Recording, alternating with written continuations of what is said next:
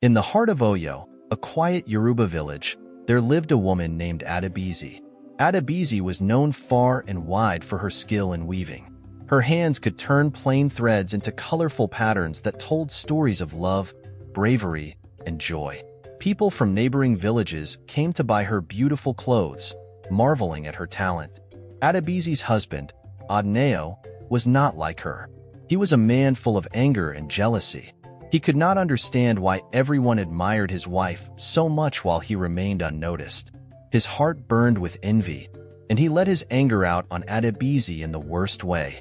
At home, behind closed doors, Adneo hurt Adebisi with words and fists, making her fear him more than anything else. Adebisi wanted to tell her family what she was going through, but her mother had always said, "A woman must stay in her husband's house, no matter what. For better or worse, marriage is forever." She thought about her children too, little Kahind and Saad, who laughed and played without knowing the pain their mother carried. Adebisi feared that if she left Adneo, her children would suffer and her family would reject her. So, she stayed. She stayed and endured the bruises, the shouting, and the silence that came afterward. She covered her pain with smiles and worked even harder on her weaving. The cloth she made became more beautiful, almost magical, but no one noticed the sadness in her eyes. One day, Adebisi's best friend, Abike, visited her. Abike had noticed that Adebisi was thinner, quieter, and always seemed tired. "Bisi, are you all right?" Abike asked, her voice full of worry. Adebisi forced a smile. "I am fine, Abike. Just tired from weaving all day." Abike frowned. "You can tell me if something is wrong, my friend." But Adebisi shook her head. She could not say the words. She could not let anyone know her secret. As time passed, the pain in Adebisi's heart grew heavier. Her weaving became her escape, the one thing that brought her peace. But even that was not enough. She felt trapped, like a bird in a cage with no door. One evening, after another fight with Adneo, Adebisi sat alone by her weaving loom. Her hands trembled as she touched the threads. Her mind was full of questions she could not answer. How much longer could she endure this? Was there no way out? Adebisi's tears fell silently as she worked on her latest piece, a tapestry filled with bright reds, deep blues, and soft golds.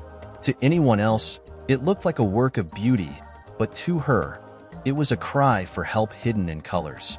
The red was her pain, the blue her sorrow, and the gold a faint hope she clung to.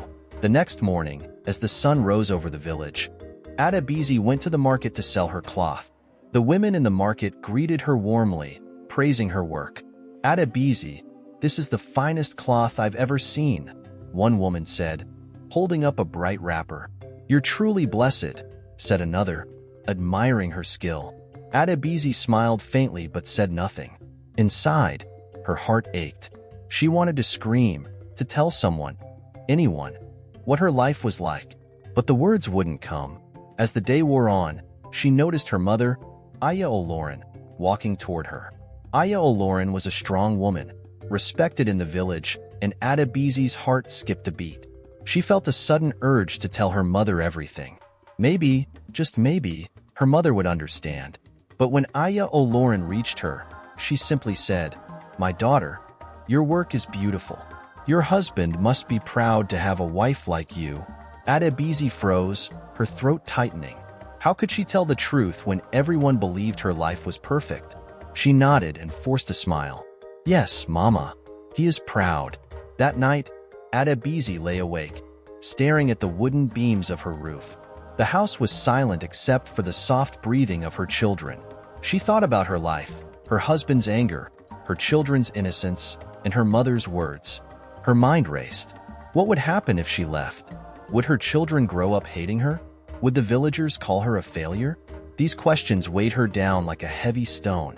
Days turned into weeks, and the cycle continued.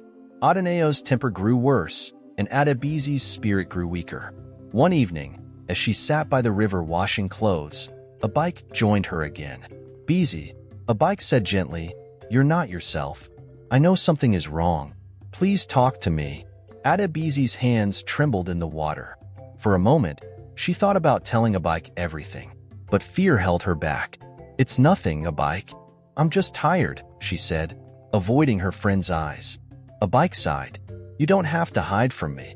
I'm here for you. Adebisi felt her chest tighten. She wanted to believe a bike, but she didn't know how to let someone into her pain. That night, as she returned home, the house felt colder than usual. Adeneo sat in the corner, his eyes dark with anger. Adebisi braced herself, knowing another storm was coming. Adebisi stepped cautiously into the room, her hands clutching the basket of clothes she had washed at the river. Adeneo's eyes followed her every move, and she could feel the weight of his anger in the air. She didn't know what had triggered him this time, but she knew it didn't matter. His temper didn't need a reason. "Where have you been?" he barked, his voice sharp and loud, echoing in the small room. Adebisi kept her head down as she set the basket on the floor. "I was at the river, washing clothes." "Washing clothes," he repeated mockingly, rising from his chair. "You think you're too busy to prepare my evening meal?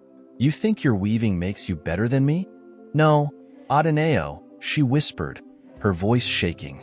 "I would never think that." Before she could say more, his hand struck her cheek, sending her stumbling back.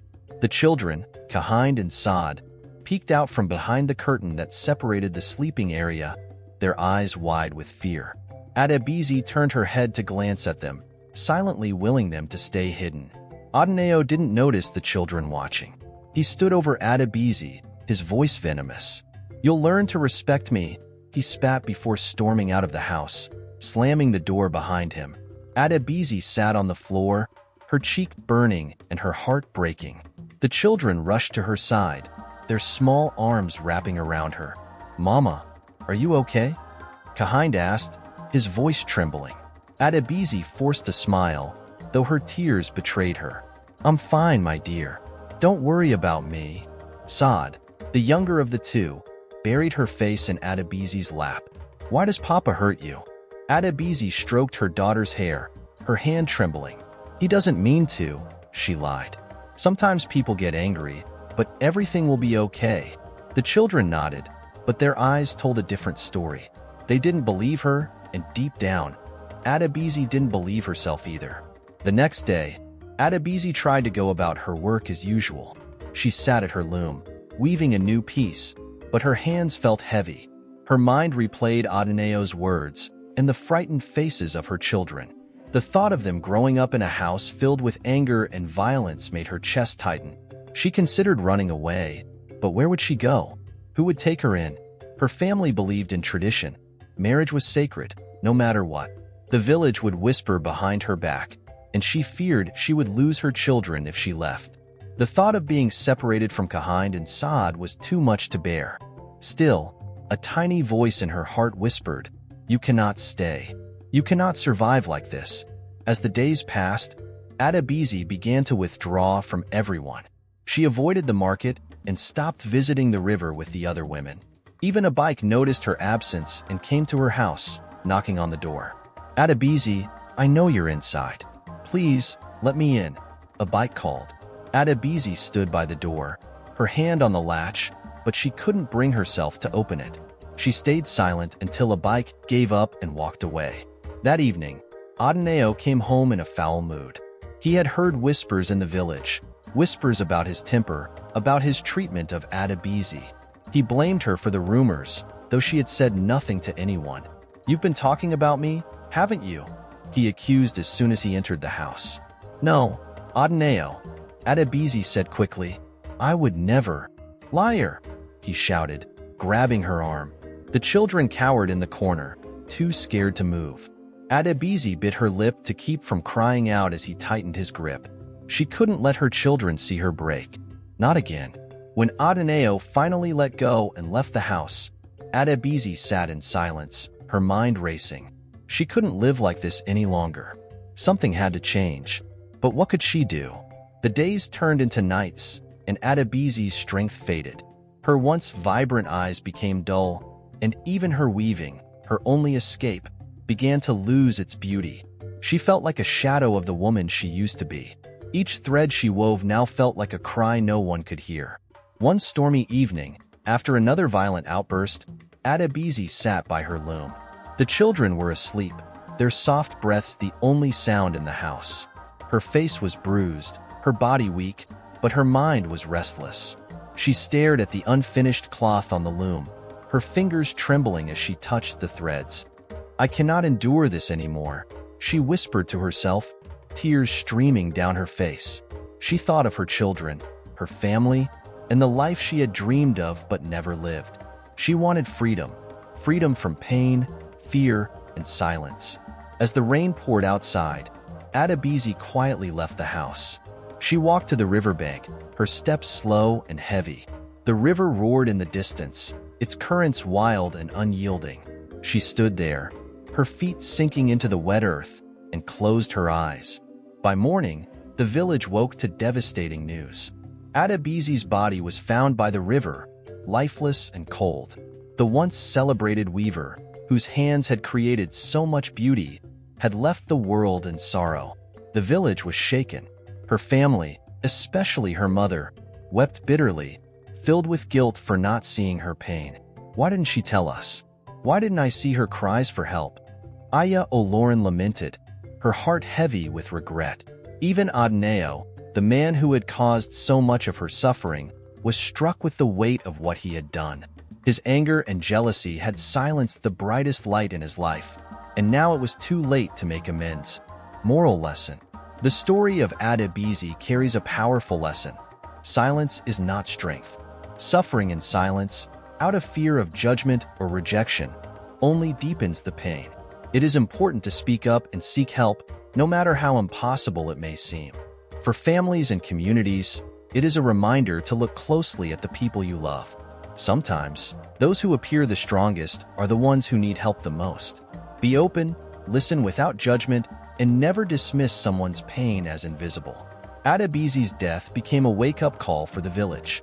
They started conversations about domestic violence, breaking the silence that had trapped so many women before her. Though her life ended in tragedy, her story sparked change, ensuring that no one else would have to suffer in silence as she did. Thanks for watching. I hope you enjoyed our story. Please like, share, and subscribe. Bye for now.